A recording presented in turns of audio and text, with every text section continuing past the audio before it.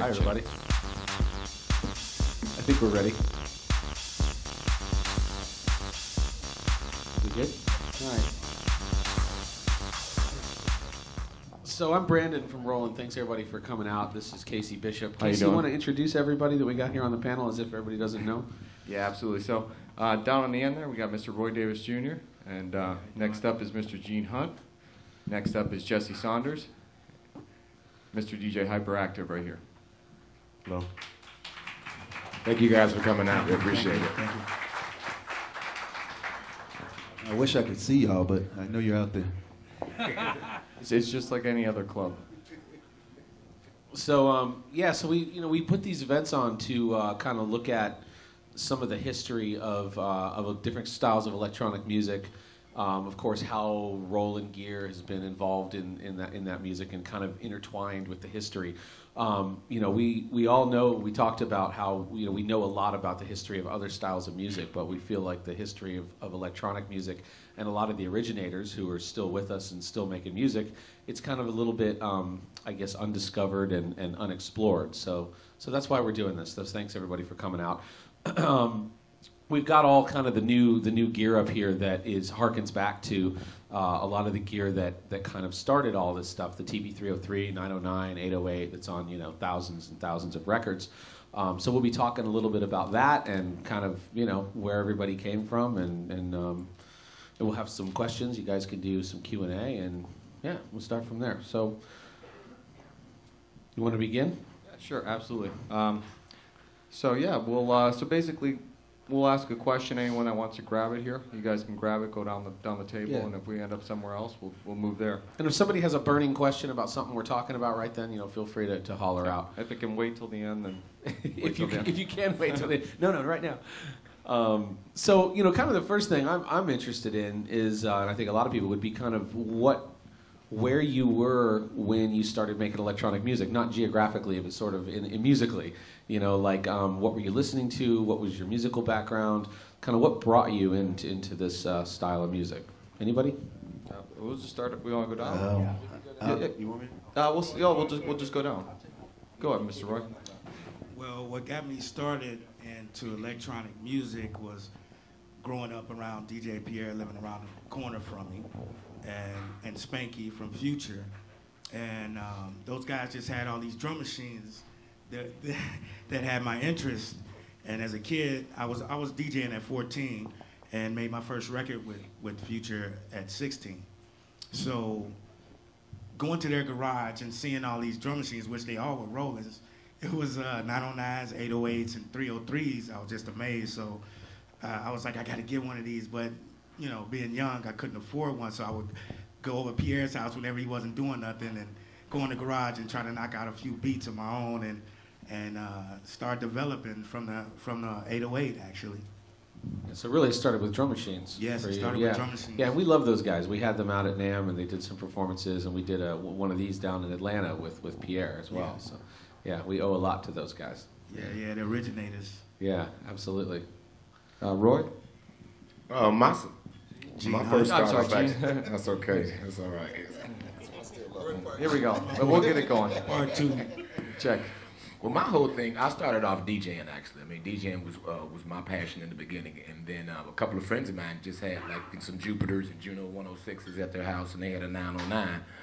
And I started playing house music and doing my thing, and then I just started playing with the drum machine, and I just actually fell in love with the aspect of making my own tracks. That was my way of getting in. And obviously, there were a lot of like big name guys at that time that was playing, and I was extremely young, so.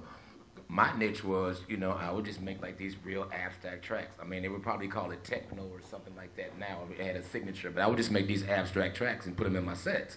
So I'd bring this big reel-to-reel with the pitch control or the tape deck because we didn't have CDs and laptops and all that stuff back then, obviously.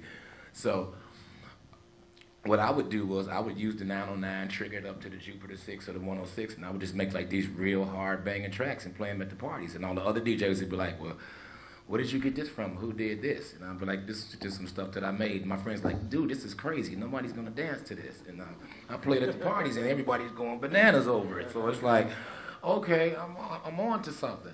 So, you know, I put my first record out when I was like 16, 17 on Trax Records called Living in the Land, where I was one of the first people, like, for example, like with Pierre and Spanky and all those guys, I did a remix of We Are Future. I'm leaving a party and going straight to the studio and just doing a mix on the mixing board. So that was kind of like my niche. I started realizing as reference to, you know, playing with the drum machines, making my own material, playing it, and seeing the way that people sort of administrated on how I played it. And, you know, like, man, Gene, I need a copy of that. Give me a copy of this track. And then I did a mix for BMX, and Farley was like, well, the blends have to be 16 counts or 16 bars or whatever.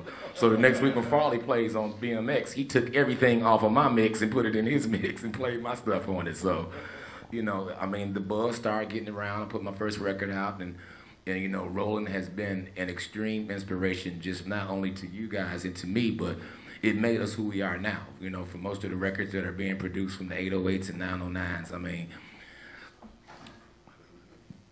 it was just, a joy. I mean, just, you know, just to play with knobs and mess with stuff. I made a lot of my tracks because I couldn't afford drum machines before I started DJing, so I would go over to Mr. Finger's house, Larry Hurd's house, and he would go in the room and watch TV, and I'd just be in there pressing, playing buttons, go to school the next day, listen to my new track. So, you know, eventually I made enough money, you know, to buy my own material and all that stuff, and now, like I said, it just feels good to have, you know, the hands-on free gear. And not be able to look at the computer and just be able to, like, I mean, I'm more of a touchy-feely kind of person, so I like, you know, I want to turn and tweak the knobs and I can make the music the way as opposed to looking at a screen. I still like to use the computer-applicated stuff, but I'm glad that Roland decided to nail this. You know, you had the R8s and all the other different machines that had the sounds, but this stuff right here is like, I mean, it's amazing. I mean, y'all nailed it. Y'all did a great job. I'm glad to just be back into the turny-feely game. I got to, like, build another studio just for this stuff. Just for this stuff. I just built a brand new studio because I want to separate those worlds. So I'm like two different Genes now. I'm going to be old throwback and new Genes. So good going. I mean, good job with these fellas. You guys did an excellent job. Well, that's something we'll explore in a little bit, I think, about kind of computers and software versus hardware and all that. So it's good you bring that up. Jesse? Jesse? How much time do we have? What time do we close? Because this could be a long time. We got till 4 a.m., but you're gonna have to do half of it through music. Start with Okay. your parents, man. Y'all strap on your seatbelts, buckle up, and get ready for this ride. Okay, so when I was a really, really young kid, probably about 5, 6 years old, I grew up in a family that's a musical family. So my mom was a music teacher as well as an early childhood education, which she taught a lot of musical, you know, songs, had everybody sing along, so on and so forth, and I would come along. Sometimes we'd sing in our front room on the piano and all that. So I started off in musical lessons very early. You know, as a kid, you're just 6 years old. You want to run out in the alley, play softball, tag, dodgeball. I couldn't do that. I had to be in to practice every day. And I was so mad because I didn't get to play with my friends, but obviously I'm happy today that she made me do that. But I would come in, take piano lessons, start banging things out with both hands on it. I was running bass lines when I was like 7 years old, along with my chords on the top and whatnot. And as I got a little older, my brother, Wayne Williams, who got me into DJing at about 15 years old, I started listening to the songs that we would play and the basic, you know, they were pretty basic structure in terms of chords and things like that. So I started playing along with them. And then I wanted something to be able to kind of keep time or have a beat with because, you know, again, I'm dating myself, but I had never heard of a drum machine or anything else back in those days. But I got this itch after playing at this place called the Playground downtown, if you all remember that, where we used to kind of have all different parts of the city, all different kinds of people, from the new wavers and the reggae and the grunge, or it wasn't even grunge then, but you know, what do you call the people, the spikes and stuff? I don't know, but the punk rockers, you was wearing them back then, Jesse. You had them on back then. No, wait a minute, that was after. I'm getting there. No, but the cool Jesse back then. Oh, I'm going them all, man. I had all the designers and stuff making stuff for me to wear. I didn't even know what it was.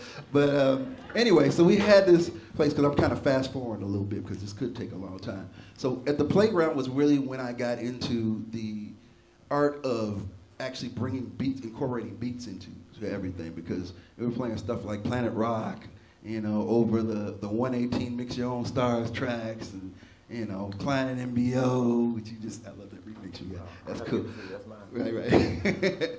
But all of that kind of stuff, and I got to a point where I wanted to be able to mix different genres and different speeds, different tempos together. So the only thing that I found in those days was Mix Your Own Stars, but you were limited to whatever that BPM was on that track. So I decided that I wanted to bring in a drum machine instead, so I could make my own tempos and so on and so forth. But even just a little prior to that, I decided I wanted to write a song as well. And that song turned out to be Fantasy. But at the time, it was really a, you know, I just did an interview with Australian radio. What What year was Fantasy? Hold on, let me just say this real quick. I'll tell you. I did an interview with Australian radio that told me, remember the Mach 1? Yeah. We never knew where that came from, right? No. Australia. That's where it came Came from Australia. That's wild. It's crazy, right? But anyway, this is about 1983. No, you don't understand. There's a whole story behind this as to how we even got to On and how I started incorporating this stuff. But at any rate, at that point, I had gone to some friends that won a talent show over in Kenwood, a band, and I wanted them to play my song. Because again, we didn't have this stuff. Or maybe we had it, but I didn't know anything about it at that time. As a matter of fact, what year did the 808 come out, guys? 808 was probably 83, I think. 83, yeah, I think okay, so. Well, that's when I got it. So it wasn't, by the time that I was trying to do that, it wasn't out. And the drummer was like real happy, so he was playing fast when we went in the studio, tried to record it. Came out being about 145 BPM. And I was so bad because, I wanted, back then it was what, 117, 118 right. Pocket back then, right? So at any rate, I went home, started banging it back out on the piano, and I said, you know what? I need to find me something that can sync time here. And, if there was a drum machine, it would be wonderful, right? So I'm looking at TV one day, and on comes this commercial for Mattel Sensonics drum machine. I remember that? I remember that. The black box with the 4 pads. Right. So I went out and bought one of those. Now I have my drummer, and I can have a bass line. I can play the chords over. So I can get my melodies together and everything. And then I was like, nah, I can't use this thing, man. It sounds like a toy, right? So I ran out. The first thing I actually bought was a 303 because I wanted to not use my left hand for the bass line. I wanted to be able to play other melodies on top of it. So I had that. And then the 606, right? I got that. They would sync together. These are all Roland drum machines. Roland TR-606 and the Roland TB-303. I had the 505. I used to bang it on my. I was sleeping on the floor and I put all my equipment on the bed. All my equipment was on the bed and I slept on the floor. So I had this big Juno 106 on the bed. You got good priorities. Padded on the floor. Oh, I did that too. But guess what? Vince was laying on he slept on the floor. So we had another level up here with a 4-track recorder with a cassette 4-track recorder. I had the tail scams. I went through about 50 of them. False sticks, all that junk. So I got that together, synced those up because those had a sync cable. We didn't have MIDI and USB back in those days. So I got my rhythm section going, and I went in and recorded it myself this next time. So then I got happy with it, started putting guitars on it and strings and all kinds of stuff. So it turned into this big arrangement. But it was cool. Anyway, so that actually would have been the first house record had the label that I was on at the time actually put it out, but they didn't. It was Mitch Ball at the time, Vince's father. And I think this was probably, had to be the fall of 1983. I used to keep my records in the playground, and everybody knew that, so somebody came in and stole them. And one of those records was my bootleg, Mach 1 on and on, right? So it pissed me off. I said, I'm gonna make my own record. Broke out the 808, decided to put the tracks, all of the stuff that I'd been playing at the playground to make my own mixes over the top, tempos, change or whatever. On this one, I kept it the same tempo. And Imports, Etc. Anybody remember Imports, Etc.? Yes, sir. 711 Plymouth. 711 Plymouth Court. 711 Plymouth So Court. I was in the pool over there, and they would always pull all of the new imports and all the new records for me to play over there. And Frank Sales comes up to me. You're playing some record, Jesse, that we don't know what it is. And if we had it, we could sell about 500 copies of it. I'm like, ding. Found out what it was, pressed the records, and that's actually how the whole thing started. And that was my production side of things, which I had absolutely no knowledge of at the time, but it was wonderful. Just to correct myself, TR-808 was 1980. So yeah, but then it came out and then was kind of a disastrous failure because everyone was into sampled drums. Everybody wanted the Lynn drum, and I think Keyboard Magazine said their review said it sounded like marching anteaters. But that was a very imaginative reviewer. But then I guess they ended up in secondhand and pawn shops and all, and then the rest is history. Yeah, because I think I got mine from like a pawn shop. Yeah. So it would have been about that time. Yeah. Tell us. Well, before producing, I started as DJ. We used to roller skate, so we'd be in the disco, early '80s. All my peers were a year older, so they had more. They were a year older. They had more money. First drum machine we had as a group was a 606. Then we got like an EPS, the first EPS keyboard sampler, and then I think I bought Skull's old 808 from Guitar Center over by Ford City. So, and then I think I bought my 909 from Sneak for about $350 back in the day. So, so it was DJing well before production. I didn't know shit about producing. I had an engineer friend who went to Full Sail the year after, the year before I graduated. Got his engineering degree, came back. We helped build Star Trek Studio that was down in Orland. Well, it was in Orland first, and then they moved it to Crestwood, and we built a brand new, full-on, studio, like traditional, 2-inch tape. That was my very first studio I ever been in, was Star Trek. Yeah, Star Trek. Yeah, so we built the one from an empty cinder block warehouse in Crestwood on Cicero. From the ground up, we built both sides, and then East Smooth and them took over the. That's the studio that I did We Are Future in. I have DJed at a place that was out. I think it was Hazelcrest or somewhere out there. They used to call it Photons, and they used to play laser tag. It was in Harvey. That was in Harvey. Yeah. So right after I left Photons, playing my set, Pierre and Spanky was like, "Well, hey, would you mind mixing our record down?" I'm like, "When? Just let me know today." Right now. I said, like, right now? Yeah, you're done with your set. Let's go to the studio right now. Went to the studio, Darrell went in and sang the vocals and did Slam and We Are Future and did the mix that night. I didn't go home till the next day, but it was just right off the fly and turned out to be a real wonderful experience, and it was at Star Trek. I remember that. Yeah, wow, crazy. I was a teeny bopper back then. I mean, once they got it just built, Cash was in there doing like early, like Percolator and Conflict and all that. Yeah. But it was a quick progression though. Once I got around my, they didn't want to help. They said, go read the manual. We're not helping you. We had to go to school, and it was all visual sampling on a Sonic. But then once we had all the drum machines, it was, we had SVX10 and just synced everything up, and from there it went into some MIDI stuff, But this brings back, because there was a time where we kind of, like, outboard gear was kind of becoming not so popular, and it was going in the box. Now it's coming back to outboard gear, and you've seen a lot of people ditching a lot of the software, going back to hardware now.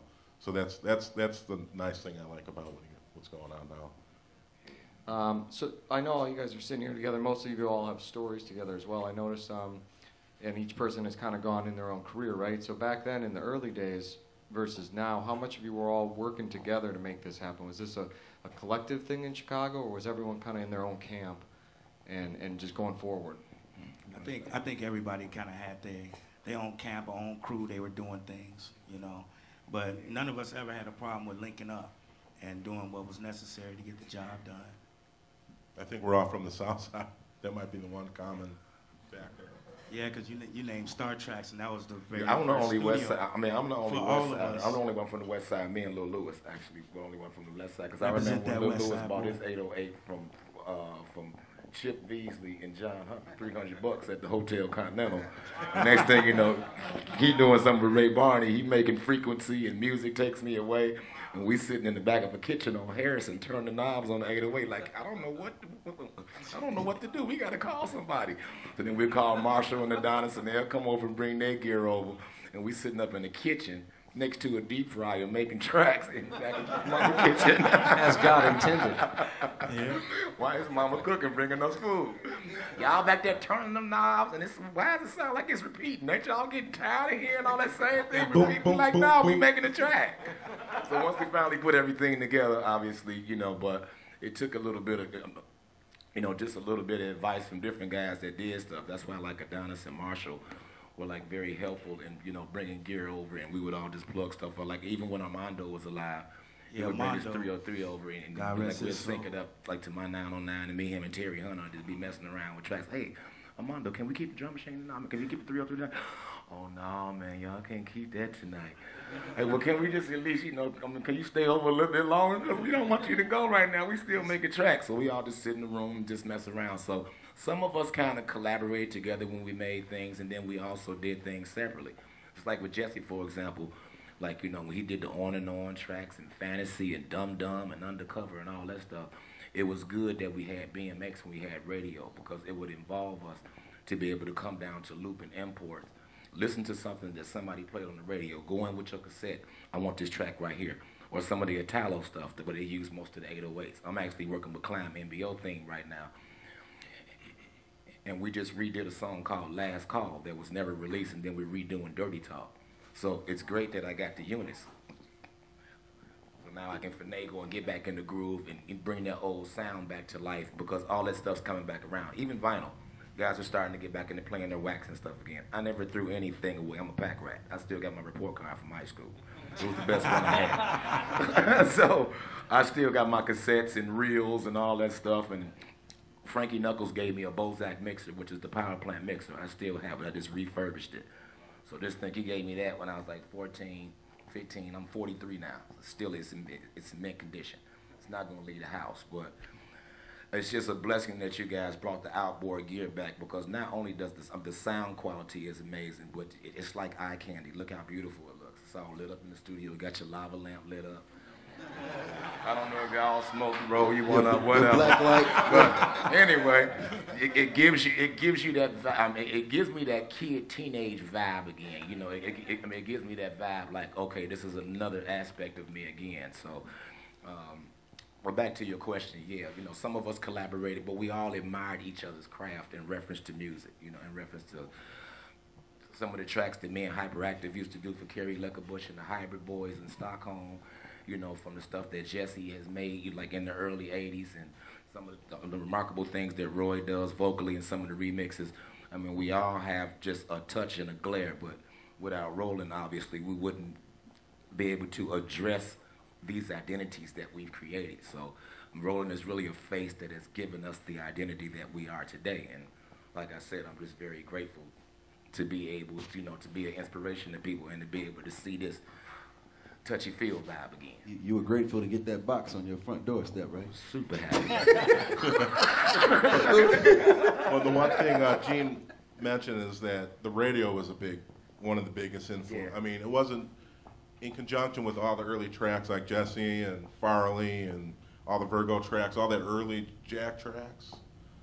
That was the stuff that really lit it on fire, and BMX was just the vehicle to get it out there. I mean, when that we were fortunate to be in that era, because I was like a freshman when it was all kicking off. That's like 84, 83, 84. When the original Hot Mix 5 was on, throwing down all the tracks. I mean, it was all just Jack tracks, really. And the disco, a lot of the disco-fused stuff, that was I have to tell really you the story. before. I have to tell you the story. Farley Jack Master Funk. So, you all talking about the first studio you recorded. The first studio I went to was Solid Sound out in Hoffman Estates. If anybody remembers that. But that's where I recorded Funk You Up. And at the same time I recorded Funk You Up, Farley decided that he wanted to make a record too. And so I made him a track. He gets on the mic. If you think you can love me. We were dying. He's like, yeah, I'm gonna put this out. It's gonna be my first record. I'm gonna start this label called House Records. And needless to say, the first House record track didn't come out for a year because there was no way he was putting that shit out. But yeah, I had my trusty 808, 303 back in the day. And one of the things I'd like to, because you keep touching on it a little bit, one thing I'd like to say is, they keep the numbers, which is cool. I still miss the whatever, but it's cool. We'll go with TR8, TR3, whatever. But I love, just watching this shit. I could be mesmerized just watching, the shit light up like this. And seriously, and that like takes you to a trippy place, and you start thinking of some other shit that you normally wouldn't do. And it's cool because now you have a whole lot more control over everything. You have very limited control on the 808s and the 3. I mean, 303 you still had some good control over it. And I go back to, you know, when I was doing fantasy, when I was doing On and On, Funk You Up, stuff like that, I pitched the 303 all the way down and took all the tone in the cutoff because I wanted it to sound like a real bass, right? One day I'm sitting up in my crib, just tripping, nothing to do, right? What do? I turn the cutoff up. I turn the resonance up. All of a sudden I get this sound like, next was born, I'm the DJ. That's the only record I ever did like that. All the rest of them has always been with like a real sounding bass or a resonance or whatnot. But now, the control is just amazing. You know, I'm really still tripping on this MX-1, man. I really love that too. But that's the new mixer that kind of ties everything together. The drum machines, the bass line, and everything, puts them all into one. It has like that XOX vibe to it. It's got a step sequencer, but it's a mixer for effects. But it kind of works like an 808. Kind of has that DNA in it coming from way back. But one of the things we've touched on, and maybe we should get into, is kind of maybe the advantages, disadvantages of hardware versus software. I mean, for us, we're obviously steeped in hardware, and that's really where the history comes from. Of course, all these things you can connect to computers. There's plugins for this that you can dump into the hardware. And I think Roland's kind of philosophy right now is use hardware, use software. You can put it all together whenever it's right for you. We don't want you to have to be tied to a computer necessarily, because I think we were talking about this earlier. Like people got more and more and more in the box and started getting rid of all their hardware, which was good for people who were buying up hardware out there. But they started getting more and more into software, and then people get together and they jam, and there's only one computer to use. And you guys keep talking about, like, you had your 808, you brought your 909, you brought your 303.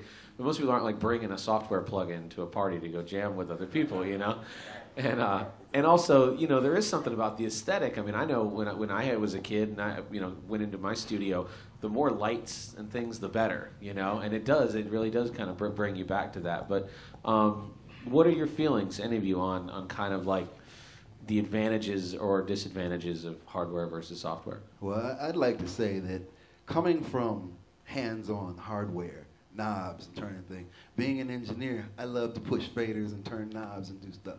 So this was right up my alley. When it turned into computer software, well, let me tell you this. I like to say that making those first records with these and doing everything pretty much manually. I mean, I had a rolling sequencer, actually, a little gray box one. But doing all of that way and being hands-on, I felt gave me a better feel in terms of the music, in terms of how I could actually manipulate it. And doing it manually felt better.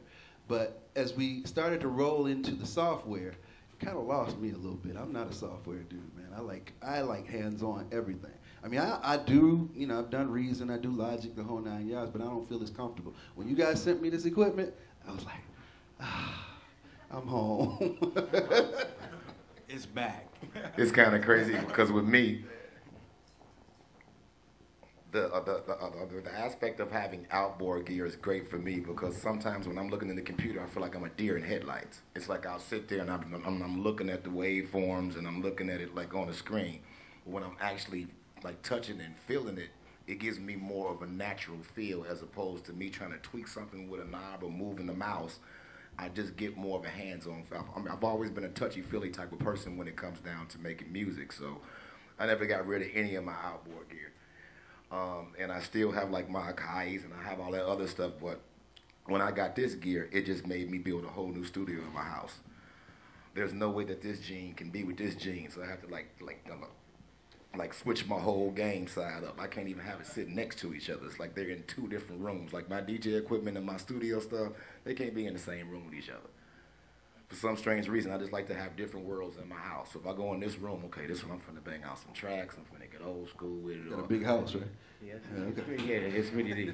It's pretty. I mean, it's pretty cool. But at the same time, I just don't like to have all that stuff crammed together, because it takes the energy and takes the aspect of when I want to create something to have everything all cluttered. So I just have to separate those different worlds, and that's just my way of creativity and how I operate. And I think it's a great thing that you guys brought these things back out because it gives people an opportunity that didn't have the opportunity that we had. It gives them a chance now to see the way we felt when we were younger, when we first got a hold of some gear. So it's like, okay. And then the price, I mean, it's affordable. It's very affordable, and it looks great. So, I mean, I'm overwhelmed by it. Well, if you came from pre-MIDI, you had to rely on all the sync stuff. Right. So that was always kind of a nightmare. The Right. sync stuff would fall apart. And then, you know, venturing into, you know, the early software, MIDI software, you know, like Opcode, Vision, Studio Vision, I use that just to kind of sequence, but I would still do a lot of live improvisational type of, you know, I would hit that, I would hit record. It's kind of your recorder, basically. Start the right? sequences, but everything would be live. So this kind of allows you to do this versus doing in a DAW and doing automation in a DAW, which you kind of lose that real-time, instantaneous live feel where you could do 100 runs in automation, but you may never catch that moment that you have when you're doing kind of live programming. So if you come from a live hardware background, this is going to fit right into your style of production because you have audio. You can run audio on your passes, or you can run the audio through USB. So it's pretty diverse. Kind of straddles both the old and new. One of the things I think what you guys are talking about is that, and I've heard people say that when they're using a computer to make music, which is great as a recorder and everything, but that you're using your eyes too much. You're looking at the music. You're writing automation, like you're talking about. And I think you're using the wrong sense, basically. Like a deer in focusing headlights. on the wrong sense, exactly. When you're making music, you need to be using your ears more, you know.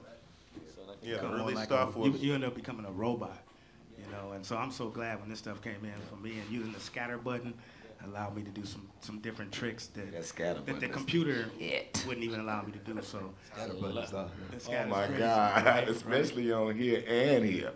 I got the groove and like to turn the knobs like 4 or 5 in the morning. My son comes downstairs. Dad, are you gonna go to sleep? I'm like, no.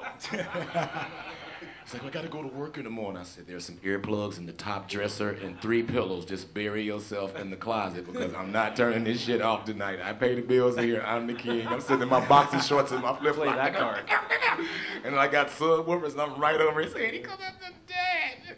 It's too loud. I was like, you're a house music child. Your mother liked house music. I have house music. We created you. Now go to bed. Another comparison, when you look at software versus hardware, it's kind of like, you know, if you don't have a MIDI controller, it's kind of, you got to use a mouse. You know, it's just, the hardware is just, it's more hands-on. Some people can only do it like that. And it's hard to collaborate, you know. I mean, I see people when there's a whole table of this gear, you know, they just go crazy playing with everything, and you can do stuff that, you know, if you're working with people around a computer, you're like, oh, let's make that kind of glitchy, and then someone goes, all right, well, let me make an envelope, and then I'm gonna, you know, hold on, I'll do it, you know, and they're drawing it in. And I think like the scatter controls you're talking about, you know, the idea with that was what the Roland engineers had was let people do some of that stuff that you can do in a DAW, but do it in a musical way, you know, in a more kind of where you kind of learn to play it as opposed to it being like a feature in a menu, you know. So that was a lot of it. Yeah, Joe Hyper. Yeah, I noticed. So tonight you're using TR8 to DJ with, right? And all you all, you know, kind of TB3, yeah. start in TB3. You all started as DJs and then kind of went into the live production and then back to the DJ, you know. And so, you know, Hyper's doing a little bit something different where he's DJing and kind of live at the same time. It's not a new idea. I mean, Mills and all these other guys have been bringing out drum machines, and you guys, you know, right? Yeah, reel to reels. And Yeah, whatever. But Pitch cassette decks with the pitch control. Oh, yeah. That's how every record started back in the Exactly. day. That's how I Every tested out DJ, every track. every Pioneer, DJ Ultrix, would put it on a JVC. cassette and give it to him, Farley, Steve, all of us, and we would play it. And that's how records blew up back then. Exactly. yeah, so it's, well, what I'm saying here is, you know, I mean, now you're coming out again. You know, you're DJing and doing a little live. Where do you see in general, just DJing in general? You know, do you think it's gonna go away and there's gonna be just live, or are people gonna start doing more and more of these hybrid type I think shows? you'll see more hybrid. I think Yeah, you'll see more it's hybrid. already caught on. Definitely, yeah. I mean, I think you'll see a lot more hybrid. I immediately started using it because with the fine tune on the TR8, you could really just kind of pitch it like a So, 1200. how are you thinking? Just to explain to everyone what you're doing up there. Well, I'll just run it live. I mean, You're I'll just beat cue matching it just it. like a record. Yeah. All right. And That's just good. in the fine tempo, it gives you that little, you know, gentler increments of pitch control. You know? I tell you, when we were at NAMM last week, one of the things that was most fascinating was to see people just come up to that booth and stand there. As each, Pierre, Future did their thing, and everybody else behind it, just see them stand there and look at the knobs, because everybody's turning the knobs and doing this. They were just mesmerized. I've never seen that before, honestly. I mean, when people do live shows, there's, they got this stuff up. You can't see anything. They're doing something, and you can hear it, but you don't really see it. With all the lights and having the camera, so you could see what they were doing, it was amazing. I mean, even for me, and I knew what was going on.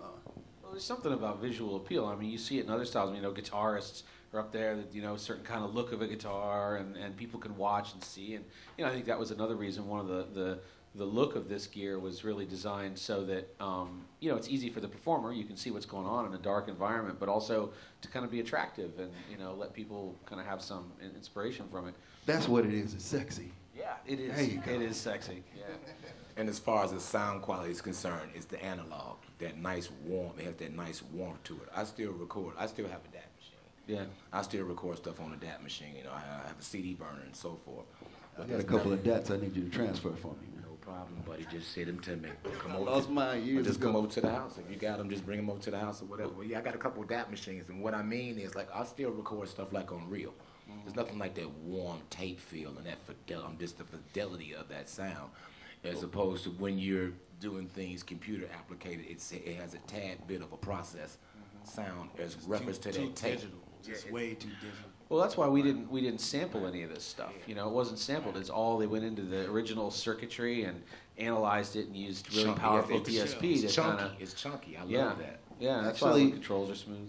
You got here in Chicago can actually go over to Columbia College. All my original masters for this stuff are over there. So you can actually go back and feel the actual 2-inch tapes, the quarters, and the half-inch, and see how this stuff recorded. The same way what he's talking about. Does everybody know what an 808 and a 909, and I'm assuming a lot of you do, but and a 303 and those things actually sound like? Anybody not familiar? Okay. Because I'm not going to be afraid to say, I don't know what a 303 sounds like. Because we could give you an example of kind of what some of these things sound like. But what do you got? What do you want to know? So, what kind of stuff are... I got something. Okay. Yeah, let's just go back for a second. You're talking a lot about the radio and the influences, right? And how DJs were getting their music out. Things have changed a lot. Record distribution companies are out, right? So just give me a rundown now. How do you get your music out there, you guys? How are you distributing your music? Where do you see this going forward? But just start with, where is it now? How are you guys releasing records? Because you're not releasing wax as much, right?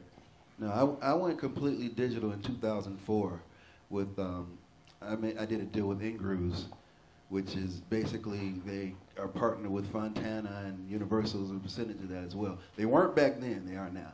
But I did that because I got tired of spending thousands of dollars on records, shipping them out to distributors, and getting half of them back, which means I'm making absolutely no money. So I decided that I would go digital in the sense that I could put out what I wanted to when I want, because that was always one of the mainstays of Jesse Records when we first started. Jesse Records was the first house label that we did back in 1984.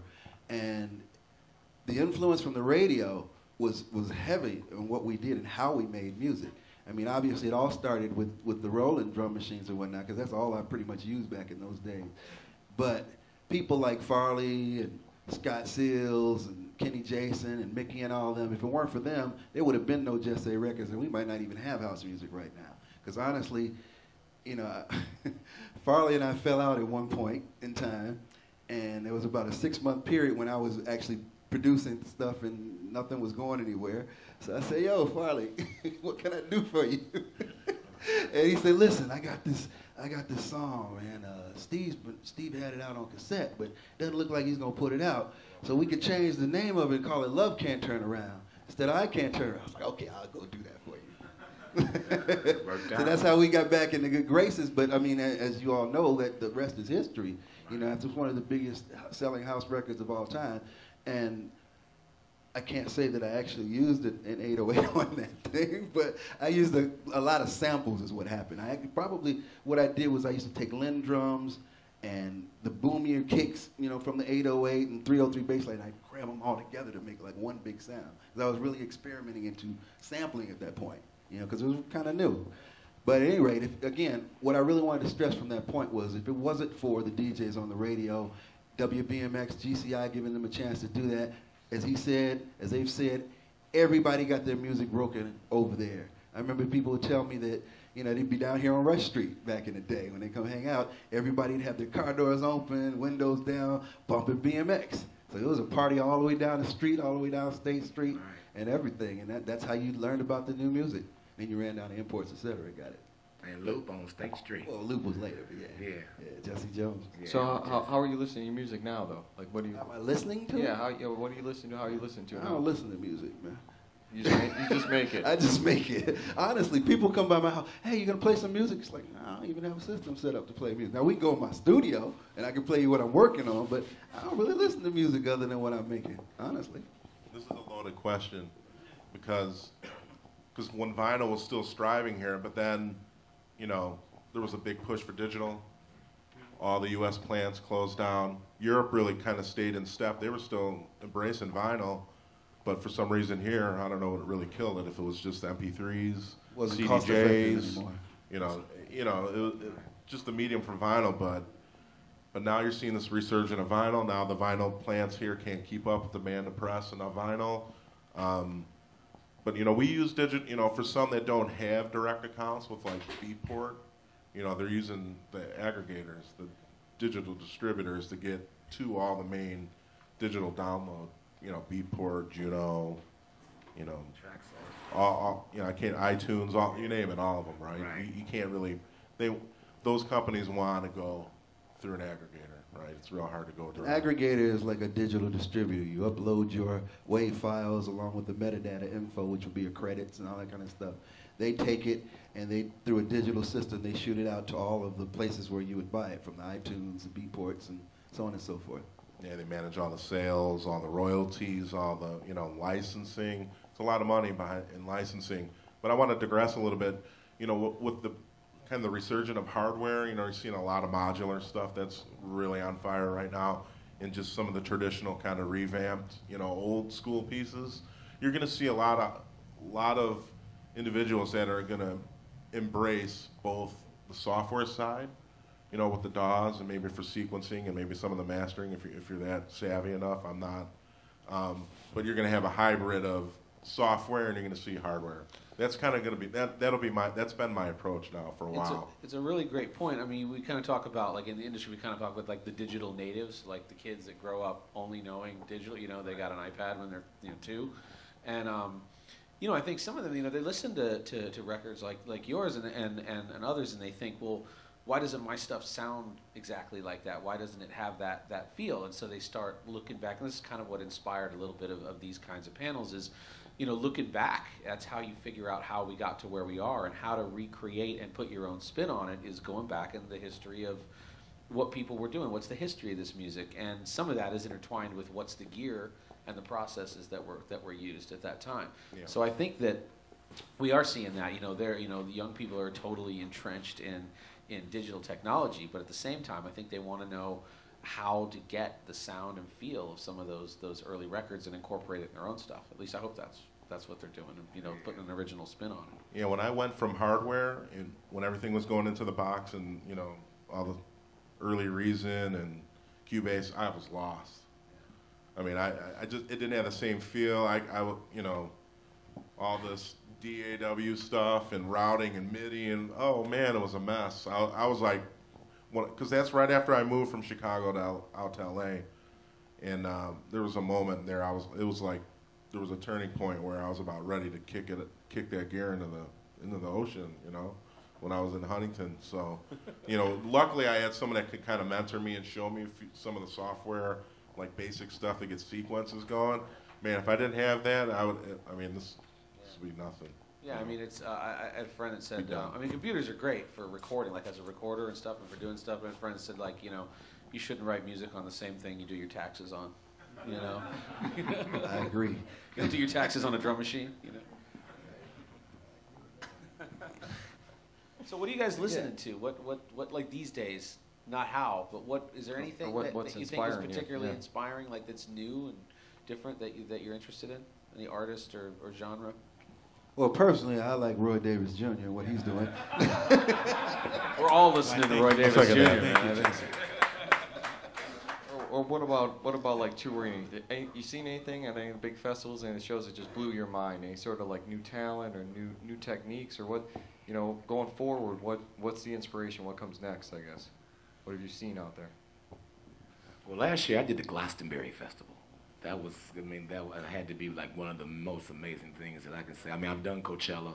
Like me and Roy have done Coachella like years straight in the Heineken Domes and stuff like that. But I would have to say that the Glastonbury Festival with the Rolling Stones had to be like one of my, I mean, Elvis Costello there, Bobby Womack, Gene Hunt, Block 9 stage. I'm like, what the fuck? You know, I'm in the magazine, I'm crying, I'm in tears. I'm like, what's the matter, man? What's wrong? What's the matter with you? I'm like, I'm headlining in the book. I can't believe it. It's just, you know, it was just one of those moments. I get a chance to meet Mick Jagger and hang out backstage with the Rolling Stones, and then I'm headlining on another stage down there, and I'm on this big farm in England. I'm driving past seeing Stonehenge and shit. I'm like, wow, you know, like, I'm just amazing just seeing acres and acres of land and billions of people just out there wearing Wellington boots in the mud. You know, I mean, we're just going to like a 3-day festival. They put us in like these little caravans and stuff, and I had fur and mink couches all in this little caravan and little flat screen TVs, and I'm sitting to myself like, wow, like, what am I doing out here? Like, this is amazing, you know, to see millions and millions of people. Like, there were so many people that were performing that obviously I didn't even get a true opportunity to cover the complete fairgrounds because it was like over 50 stages on this dude's farm. It was like nuts. Like, never seen anything like that in my life. Like, the festival was like 3 days. Like the third day, I was toast. I couldn't even lead. I couldn't even lead a caravan. It was a done deal. So I mean, I couldn't do it. I've been seeing some amazing performers around. We were talking about this earlier today. As this violinist that's been playing everything from Burning Man to EDC and all around, and she's kind of like a Pied Piper. People follow her wherever she goes. She has her electric violin. I've actually been bringing her out on a couple of dates with me, and it's amazing. So I've kind of gotten a bit more eclectic in terms of actually bringing the real sound of instruments like violins and things like that into the music, and I think that's amazing, that marriage. Because I've always been a live guy. I mean, I love electronic stuff, but the performance of it, the show, you know, everything about that has always been where my heart is. So. Yeah, maybe like you know, I think a lot of other styles of music started to integrate maybe things that didn't seem like they went with that music, you know, and yeah, maybe a integration of you know, kind of very traditional acoustic instruments with electronics, kind of interesting. Well, that's a whole lot of fun. I played with Erykah Badu's drummer in Dallas, and he would like play with me, so I would like turn the music down, he'd be able to doing this thing, and he'll point at me, and I'll bring something in. It's like, and we never met each other, but he kind of just like felt the vibe, and we worked together right off the fly. He was over there with all his little toys, and he had his timbales and all his little stuff. But I mean, for me playing an hour-and-a-half set, he like sat in. It was like no distraction. We didn't bump heads. Everything flowed in the rhythm. I was actually blending music in off of when he played live. I just let him like do solos. And I would just bring the stuff in right when he was getting down. He was that on point. I mean, like, it was amazing. You're lucky, because usually I got to be like, yo, stop. I'm about to drop a break, you know. Well, that's another beauty of the hardware, too, having, like, the fine tempo control and drums. You can actually play with, you know, if you're just there with a computer and a bunch of tracks and, you know, a DAW, it's kind of hard to play with other people, you know, if you don't have instruments, you know. The collaboration of this is just wonderful. I mean, where you have it set up, where you have a couple of 303s, you have the drum machine, a couple of keyboards, the whole 9 yards. And we haven't even talked about the vocoder, you know, the voice box thing, which is amazing. I'm actually starting to use that myself. I just got exposed to it like about 2 weeks ago. I was doing a show at these guys, Global Mix guys, and he was like, well, yeah. So I mean, I was like, what is this? He plugged it up, and I was like, oh my God. He said, no, you didn't get that. I said, no, I didn't get that. But the sounds on it, I mean, man, that's nuts. He can sound like we can do some old Giorgio Moroder type stuff. E equals MC squared, robot, like some real, like, so I think this is a pretty cool unit. I just got exposed to it a couple weeks ago, but I'm quite fond of it, though. You know, these boys here, sweet. I'm just rolling around in the car. I rarely have music on. Yeah. I need that silence. My ears are always ringing. Yeah. I have like serious tinnitus in both ears. But, you know, I need that quiet time, but there's a lot of influences. You know, my dad was an entertainer coming from Polynesia, and, you know, I had that influence, and then being here in Chicago, you know, naturally the old disco and just early house stuff that we had, just everything, reggae, funk, hip hop. I mean, really fortunate. I mean, I like Radiohead. I listen to a lot of different things to get ideas to see how they're implementing, you know, a lot of analog stuff too. See, that's the beauty of electronic music, though, is you incorporate so many different genres into it. I mean, we started out with hip house, and we were doing acid and so on and so forth, and then you got obviously 50 million different genres now. There's a new one every day that the marketing person comes up with. But at any rate, it's all because you can collaborate in such a great fashion. I mean, especially what this is now. We keep saying it over and over again, but one of the things I love is actually sitting at home and, you know, some girls come over and they see the lights blinking. They love to just play with other knobs and stuff. Yeah, and you sit there like, yeah. That's wild that you say that, because I remember some of the times Derek May and Kevin Saunderson used to drive from Detroit, and they would come down to the music box, and they'd give me and Ron like Strings of Life and all the trance, mat, rhythm is rhythm stuff. And this is way before the title techno was even invented. They would bring that stuff to Chicago, and we would play it. Strings of Life and Rhythm is Rhythm and so forth. They would drive all the way from Detroit to come down to the music box to hear us and give us stuff, and we would play it. And that's how they got that techno signature, because they already kind of had that electronic vibe going on. But, you know, we already had house down packed here. But it's amazing how Detroit just took some of their sounds and just tweaked them up a tad bit and put just a few little other sprinkles on them. And that's what gave them that techno signature. But they had to come here, obviously, just to kind of, you know, to get it broken. And just like Jesse mentioned earlier, they would give us like stuff on cassette or reel to reel, and we would play the stuff, and then we would make the stuff hot. And then, of course, when the record came out, it never really had the touch like the original stuff. That's one thing I always admired about you. It's like when you made stuff, it had that natural feel. Like sometimes when you make a record and then you put it out, it kind of seems like it's watered down. Yeah, it seems like it loses that. Yeah, it loses the whole body of the record. I tried to be meticulous about that because I had to perform it too. I was one of the few people that actually got out back in those days and toured, you know, with different things. And as I was telling you, when I did Funk You Up, radio decided instead of playing the vocal version, they wanted to play the dub. Well, I didn't have this stuff to replicate and be able to sample everything. So when we go out, I'm like, how the hell am I supposed to replicate this? You know, so I just end up doing the original version. But the point being is that now you have so much versatility with all of these things in terms, I mean, I could really use that VG3 back in the day, you know, because I was trying to finagling like harmonizers and all kinds of stuff trying to get a certain sound, and it just didn't have the capabilities. Yeah, that stuff was really hard. Some of that stuff was really hard to use live. I mean, you know, people did a great job of, you know, trying to bring in vocoders, and, you know, the 808 909 never really designed as a live stage instrument, but people did it, yeah. And so, you know, really what the Roland engineers tried to do with this stuff was, you know, think about how people ended up using the stuff and then bring it back with that in mind, like, you know, putting all the drum machines in one box with faders and that kind of thing.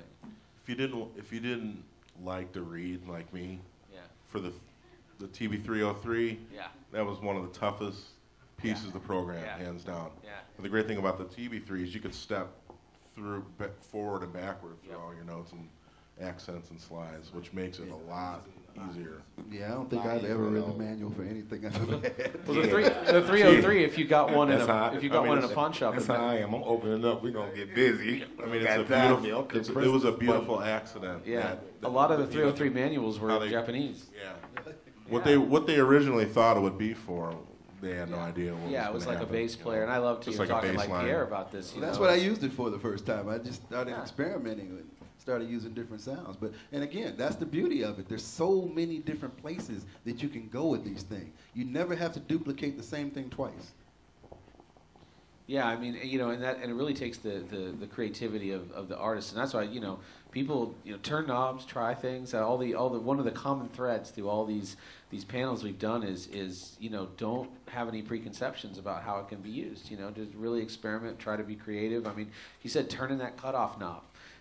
really kind of brings it to life, and none of this stuff was really, a lot of it was designed as backing tracks for, to do backing tracks, and then people took it and really turned it into real instruments. I'll give you a prime example on the TR-8. I was running it, I thought I had audio problems on the hats, like the original 9. If the closed and open hat overlaid, it would cancel each other out. So I was like, why is this fucking hat's not working? So I was like, all right, because I had the accent cranked up, and I was running it in double time to get all the 16th notes. Yeah. So by accident, if you run it in double time with the shuffle in the middle, it sounds whack. If you have anything going on, it just sounds like shit. But if you crank it hard left or right, which is, what is it, -6 and plus, it sounds totally different. So I just gave you a freebie, so you can, just. I'm telling you, it sounds a lot different. Run out and pick up your TR-8 and then listen to him. I'll run it tonight. I'll show you what I'm talking about tonight.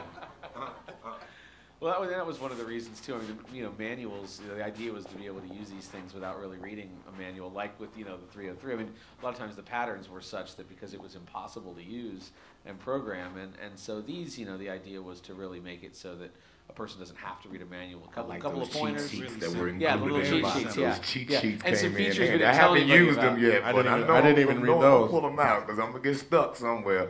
Yeah. Let me go upstairs and go pull out there. Casey's always hollering, it's in the cheat sheet, man.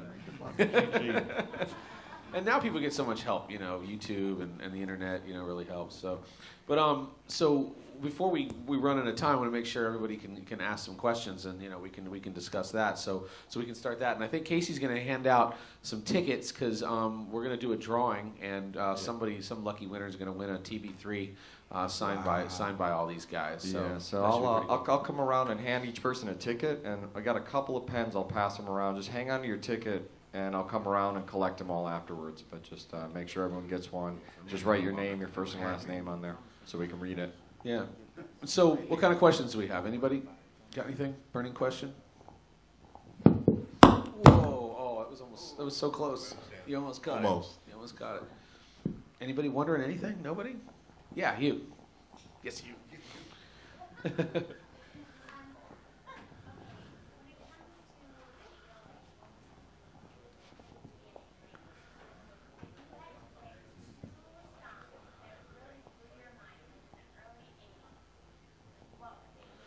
Okay. So the question is, if two songs that use 808 drum sounds in the early '80s, what would be two songs that really that you really love and define? You wouldn't get tired of Kraftwerk, Numbers, or Soul Sonic Force, Planet Rock. Yeah, Planet Rock for sure. Yeah, Planet Rock. Yeah. Not even really a house track. I'm gonna toot my own horn and say "Funk You Up." Yeah. No, seriously. The reason why I say that is because those well, I don't know how many people remember the Black Sensuous Woman that Ronnie did. Yeah. Remember, it was the drum intro on the original version of "Funk You Up." That's one thing that I actually even like today, because a lot of my stuff I look back on, I'm just like, really?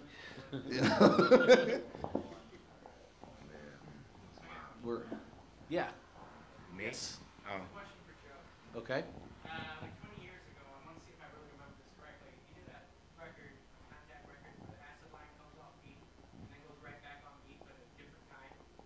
And I remember asking him how he did that. And I want to see if I remember this right. He said he just disconnected the SIP cable, acid line went off, plugged it back in, and came back on just at a different time. Is that right? I don't even remember. It could have been a mistake. Could have been an accident. A lot of good records are mistakes. Yeah, like off the fly. I don't even know what track it was. That's the good thing about analog. Wow. I don't remember. Damn. What was the song again? What was the track? Did you ask me at a rave? You don't remember.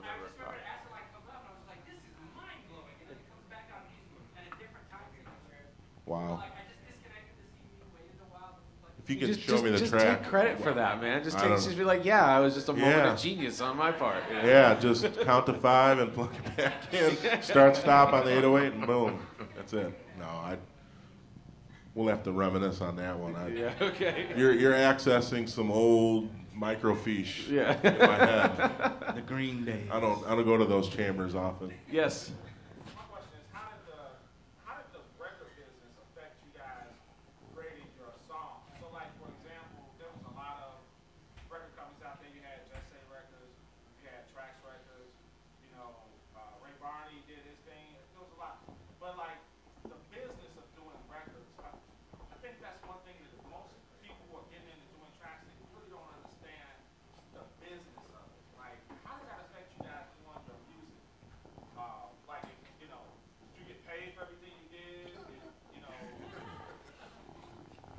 A lot of it was trial and error for me, actually. It was like my first record was on Jack Trax, and that label was out of England, and they came into Star Trek Studio, actually. And yeah, and it was 20 Below, and with JR, who sung Fantasy Girl. And the guys came in, had us all recording and everything, and they was like, yeah, you guys come back tomorrow, mix it down. So we came back the next day, and they actually paid for the studio time, so they actually paid for the tapes. So they walked out with all of the masters to everything we created. And the next thing you know, those records came out without anybody's names on them, no pay. So it was like trial and error, and I was 16 at that time, you know, so I took it upon myself to try to learn the business, so I started working at record companies, from Trax Records to Power Music to Strictly Rhythm Records, and just start involving myself more on the business side. And that's how I ended up getting the know-how of the publishing situations and my royalty rates and what was, you know, supposed to be done for me. And I learned a lot. And next thing you know, I just started reading more books and getting the whole thing going. It's a lot of trial and error in the beginning when you first start making records. You know, a lot of people just make records and then they jump into business without studying it, you know, because they love the music and they love to create. So they go with the first thing that comes to them. Oh, we love this track, so we want to buy it from you. And you're selling your rights to your music, and you don't want to do that. Now, what I do now, I own the rights to every album I've ever produced. I own them all. So my children can benefit from my labors. And some of us were ahead of that game. Like Jesse, he started his own label in the beginning. I didn't have that opportunity. So I had to learn from the trial and error. So he owns the rights to his music. You know, but that's the best thing I should say for anybody who's getting in the game. Just try to keep your rights to everything. Yeah, I started my label because I didn't know where else to go to put my music. It wasn't an outlet. It wasn't an outlet. I mean, there were no outlets. I mean, the first outlet I would have had would have been Mitch Ball Records, which is who I did Fantasy under, but they were dragging their feet and I couldn't get any answers. And I still had a contract I signed from back then, man. I'm just like, did I really sign this? You know, they all publishing everything. I used to think Mitchell Ball was yours too. No. Well, Mitch Ball was a jazz and blues label, and it just happened to be Vince's father. But when I started Just Say Records, again, it was out of necessity. Because as I said, when I walked into Imports, etc., and he told me, hey, we can sell 500 copies of this record, it was just like, okay, where do I get a record press? You know, that was my first thought. And, what was your first record plant you went to? Precision. Larry Sherman. Larry Sherman. Did I really have to say that? I didn't even want him on this thread. But yeah, I put my first record out to Larry that's Sherman. Who pretty much about 90% of everybody who's been successful in house music went through Larry Sherman first Rocky Jones. and learned their lesson really quick and went somewhere else. But I was working there and I was watching guys coming in and they was worrying about like their units being sold. It was like, everybody's seeing my record selling, and Larry'd be like, it's not selling, and I'm working there. I'm actually shrink wrapping the records, boxing them up, and sending out thousands a day. Ron Carroll cracking the vinyl over the garbage can. I'm in there printing, doing shrink wrap. And I'm feeling really bad when these guys are coming in there asking for their royalties. And I'm shipping them out. Yeah, well, what happened was Precision Records, I'm going to give you a little story since you made me go there. So that was the first place I went to get my records pressed. But I learned very quickly, well, the first thing it was young and naive, and I actually told him what we were doing. So if I hadn't done that, we Yeah, might be I heard okay. he was doing polka records. At Right. first, Oh, yeah, he was doing polka 45 records from little bands that would order like 200 copies. We came in there and ordered 500 on the first run, came back 2 days later and ordered another 1,000. He looked at me like, where's this little young guy selling these records? And they're 12 inches too. And then I told him we're taking them imports, etc. Next thing I know, records are getting in imports, etc. that I didn't even press, that I had no idea what it was. So that story actually goes on into 1984 Thriller. Wow. So some of you guys from Chicago, your parents or whoever, probably bought a bootleg version of Thriller that was pressed by Larry Sherman. Calling them out. And the crucial So part let me is tell that you what he would do. He would buy used vinyl that he would crush up. He would crush up the. I was just about to say that, Jesse. He would take vinyl. gym shoes. We would sit with two garbage cans at the plant. Yep. And we would get a hammer and break it down. Then we'd take the bad part out with the paper on it. Sometimes That's the why records, some of the presses still sometimes had the records the would come paper out in and it. you go With to the paper store in and it. buy, and they would still have the paper like melted in the vinyl on the record. So that was like real gangster, you know. It just didn't look And we would bad. sit there It and we would get sounded the bad. hammer and we would break it. They would melt the wax down from old K-Tail records Exactly. and the 1-800 numbers where you see the little Christmas Carol albums you can get. He would buy those and then we would break them up with a hammer in a garbage can, melt them up, and then go press new stuff on them. So you can still hear like some of the old records up under your track. You remember the Republic disco covers? Fuck You Up was all the Republic disco covers because they were free. But this is if you even had the ability to press vinyl. Well, he was the You only know, place in town. But I mean, what Louis was asking, like, what was the medium to promote your music? You know, there was a time where I got tired of going to clubs. I'm like, man, I don't want to be here. I'm going to start making this stuff. Yeah. And then if you didn't have a friend or a homie that was playing in a club or on the radio, man, you would have to hope that if you got it to an exporter like Watts or one of the New York guys, Or Unique. or any of them that were sending stuff overseas, you would hope to God that it got, you know, charted over there by one of the DJs, one of the magazines. That was really like your only avenue to get outside of the U.S. popularity, to get, you know, not just sales, but, you know, a lot of guys were doing it because they wanted to DJ, you know. They wanted to play. They just didn't want to just be out making tracks. They wanted to spin. You know what was strange to me coming up? I made records because I wanted to be a musician and an artist. But what I quickly found were people were coming to me saying, oh, man, he's a DJ. I can make a record, too. And I'm thinking like, well, but you don't have no musical education. Next thing I know, everybody's making tracks. And that's what those first few years were, just nothing but tracks. A 303, you know, maybe some acid sounds on it or whatever, but most of those things were just tracks and sounds in those days. And I always have said to myself, with this revolution of software and all these different things, that, you know, the best and the worst thing to happen to electronic music was that they made it easy and accessible for everyone to do it with software programs and so on and so forth. It's good, obviously, because it gives people the opportunity that otherwise wouldn't have had it, that don't really have a musical background or musical education, to try their hand at it and come up with stuff. But it's also the worst thing, too, because Everything I noticed tends to sound the same. it sounds like, the same. Like a copy I machine. noticed that like everybody and their mother and father was putting out a record, and they all sounded. I used to hate to go to record stores because you see all these new records would be like 300-400 of them. I'm not going through and listening to every single one of these because they're all gonna sound the same anyway. And I would have to go through all of these just to find one good one.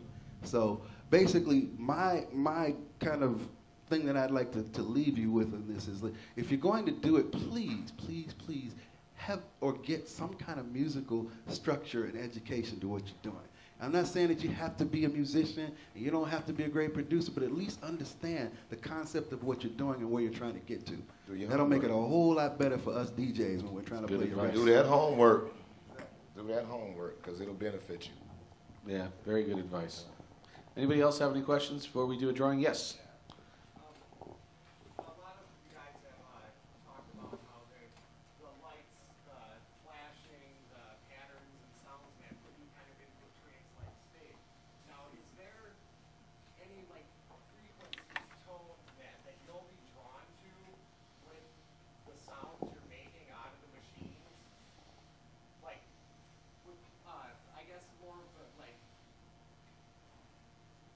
Specifically, like home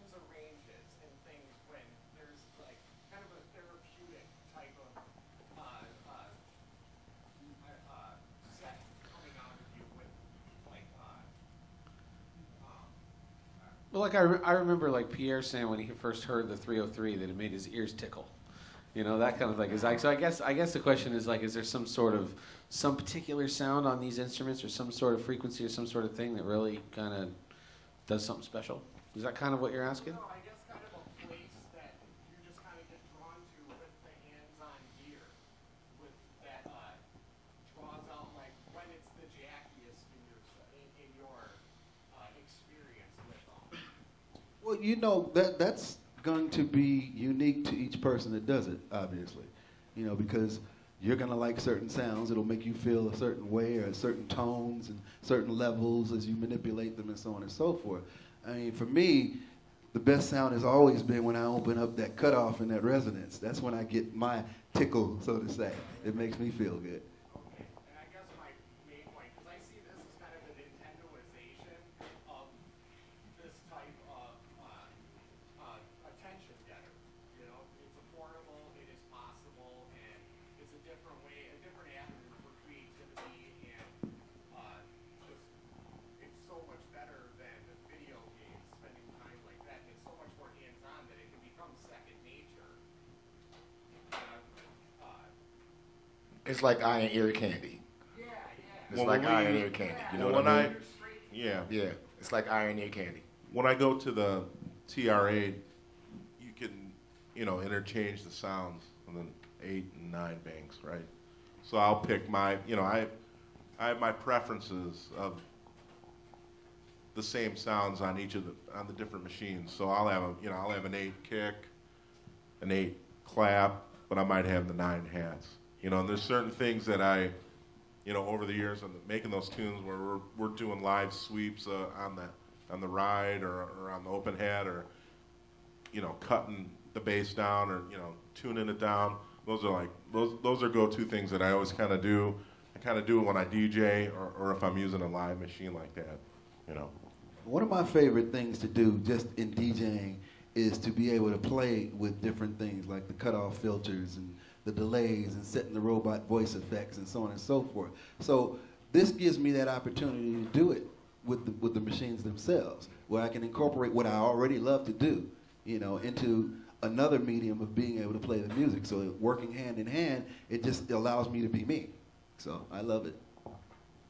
I think that's like any musician, whether it's a violinist or a guitarist, they have certain things they do that makes them sound like them. Maybe there's certain licks or certain, and I think it applies to these. And I think a lot of people out there that I talk to, even a lot of musicians, I think are almost maybe the worst critics, that they don't appreciate that about electronic musicians and DJs, that there is a real mastery and an art, you know, to working with these kinds of instruments, you know.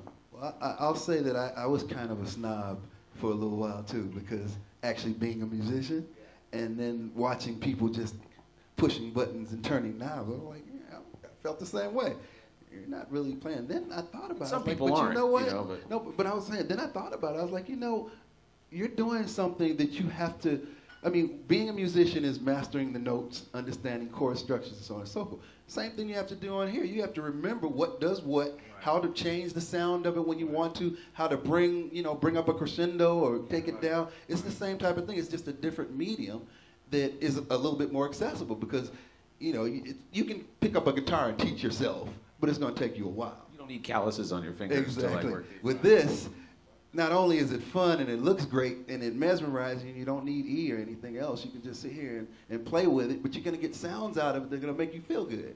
And you're going to feel like you're actually manipulating and doing something and creating music. Now, with what you just said, I remember the old days, Morgan Market, all the warehouse parties, all that. It was like therapy in church, where the environment, the tones, the repetitive patterns, always created a like tribalistic type of vibe. Now, do you think things like these setups will allow anybody playing and manipulating, getting familiar with, to actually, To get to that place? like, Most definitely. Most definitely, because, I mean, it's really based on the content of your skill set. Mentally, physically, and spiritually into your music, or however you approach the matter or the situation. with like the drum machine, if I'm playing something and I know I'm into it and people seeing me turning and everybody's feeling it, if they're seeing my energy, they're going to feed off of my energy. It's just like if I'm playing a live set and they see me back there and I'm getting my groove on, I'm trying to, how can I say it? I call it rhythmic calisthenics. That's my formula. See, if you see him when he's doing this, you know he's doing it. It's like, oh, he in it. Okay, he heating up now. He coming in, he gonna drop it, or he gonna pop it, and he gonna bip and bap it. Oh yeah, he feeling it now. And once you get a chance to see a person when they're in their groove and in their rhythm, you take that energy. It's like a rhythmic aphrodisiac that I'm trying to give you through rhythmic aphrodisiac music. Yeah, yeah.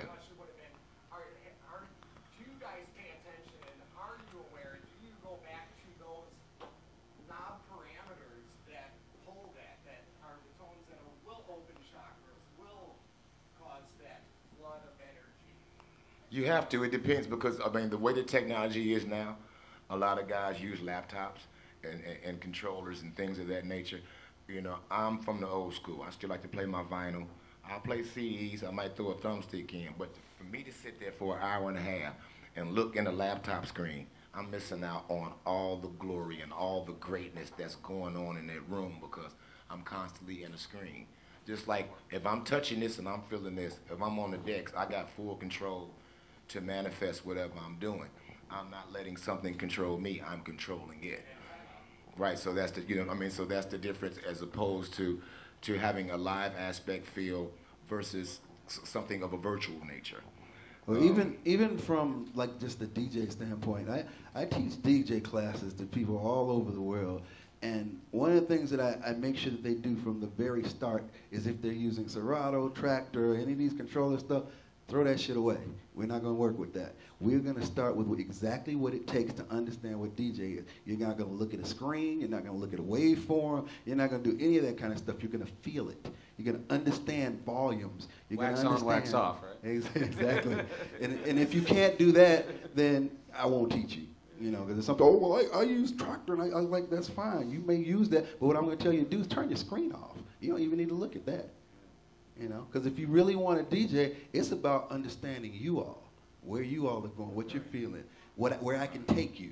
If I'm looking at a screen the whole time, I have no idea what my audience is out there doing. Do you have a question? Yeah. I'd like to actually know, for each and every one of you, what's your most favorite new piece from the Roland collection, each and every one of you, and why? What's your favorite piece? I like the new plug out for the System 1. Like the SH2 or something like that? Yeah, because I had a hole in my arsenal to have like really good VSD synths. Yeah, yeah. And I was just like, yeah, pulling my hair out. So that's plus that's hands-on, so I like that. Yeah, so that's a System 1 synth, and there has one of the features is that there are classic synthesizers that you can't really find, or some you can find are really expensive. Yeah, no, that's great. And you can dump them in. Yeah, so there's the SH101, the SH2, and we just announced the ProMars, which is almost impossible to find. ProMars Compuphonic, which is my favorite name for a synthesizer, I think, ever. And so you can go in there. So this thing can kind of be like a library of classic Roland synthesizers. So that's your favorite. Yeah, it's a good choice. You guys got a favorite? It's okay if you can't choose. I can't really choose. I'm going to say... I'm really going to say the TR-8, and only for this reason, because that's where it all started for me. And to see how it's come full circle and into the digital age and how I can actually do more with it. I wish I could take this back 30 years ago and see what would have happened. You have 3 or 4 drum machines in one. If you have the 707 and the 909 and that's why I like the 8 because I mean it's still going to be more to come with it. It's not like this is not the end. The thing I love about the TR-8 is you can mix and match. You know, I don't have to have 2 big machines sitting there. I got an all-in-one kit now. Then I got a bell and whistle button over here where I can hit, and I can get real funky with it and come back without having to sit on the computer and move the space bar over to do something with my thumb and my index finger do it in less than a minute. And then the part that I really extremely love about it is that I got all these buttons up here where I can fine tune it and tweak it just the way I want it, the exact way that I want it, not the way that the computer wants me to do it, but the way that Gene wants it to be. I can do it. I'm doing me on here. It's a machine that lets you do you with all the bells and whistles. So, marketing slogan in there somewhere, I think. Ain't The that machine nice? that lets you do you. Let you do you. Gene says. Let you do. Roll it where you can be you. But we could get to where we want to go pretty quick on the drum machine. Like, we can have it sing in a second, to answer Tom's question. So the way they model that, like the old machines, and the timing. Also the time. Giving us faders. Giving us faders and our crackly pops. My favorite button is the swing button. I can make it sound like what I really want it to sound like now. It's like you don't need no separate outs, you know what I mean? And even on the keyboards too. It's good. You could take the middle half of the parameters to the left, and I don't even, as long as I got the right sound, and I can get to where I need to go with just ADSR pretty quick. Yeah. Their keyboard is pretty Because I did all the early too. stuff on Jupiter 6, Juno 106. The syncing capabilities are also sick as well. The secret capabilities? Yeah. All the hidden Easter eggs. Yeah, because back in the day, man, them dim cords used to just fall out and everything would fall off beat. With the new MIDI connections, it's just it'll be galloping. It'll be galloping. You're like, it's almost there, but it's not there. But this, right on the money, and then you can shape it. The cool part about the keyboard is that you can just take one sound and you can mold it the exact way that you want. You're not just, I'm stuck with this one sound. I mean, you can tweak it just the way you want it. You don't have to just be stuck with that. H101 in there now. Yes, sir. And not have to dive through menus to like tweak it. Sometimes it's like, I know I could tweak it, but it's like it's not worth and the effort. And if you keep having the add-on banks, sound banks like 707, 727. I mean, if you keep running through, 606, maybe even other people's sounds. Yeah, man, who knows? I'll tell you one thing. I mean, you're gonna hear a lot of VT3 in my sets this year.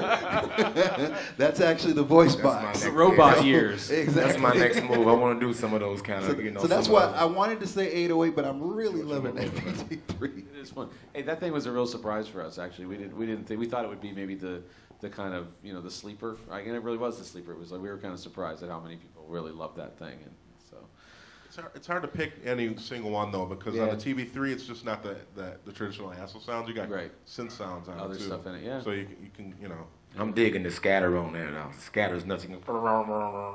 Like some more like it's almost like the Matrix when you see the movie and they're about to go through the phone to go through the Matrix. It kind of gives you that vibe. Yeah. And you could tweak it, and then it adds then it has a bite at the end. It has like a nice bite at the end when it come out and just like it grabs you. I'm digging that. All right, I don't think we could pick a better note to end on. So somebody's going to be lucky with a ticket in their hand. Y'all finna go home and get y'all ramp on. For real, and call Gene. He'll show you how to do it. Yeah. So we're in the process of signing this TV3. So who's picking? Who's picking out of the box, out of the bin? I think Gene should do it. No, pick someone from the audience. Anybody want to come up and pick? Come on, yeah, you do it. All right. Shake it up. Shake it up real good, because I know somebody ticket, they probably put 3 of them in there with the same name on it. Oh,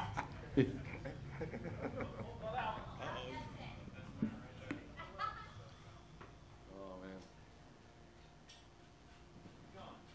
Yeah, don't be trying to go over there and take the ticket out the top of your shirt and then put it up top. All right. See you, Louis. All right. Congratulations. Jonathan. I put it to good use.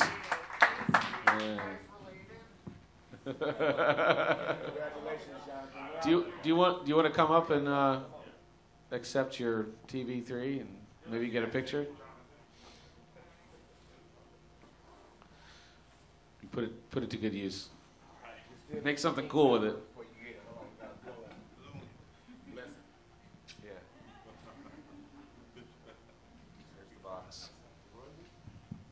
Thank you very much. Yeah.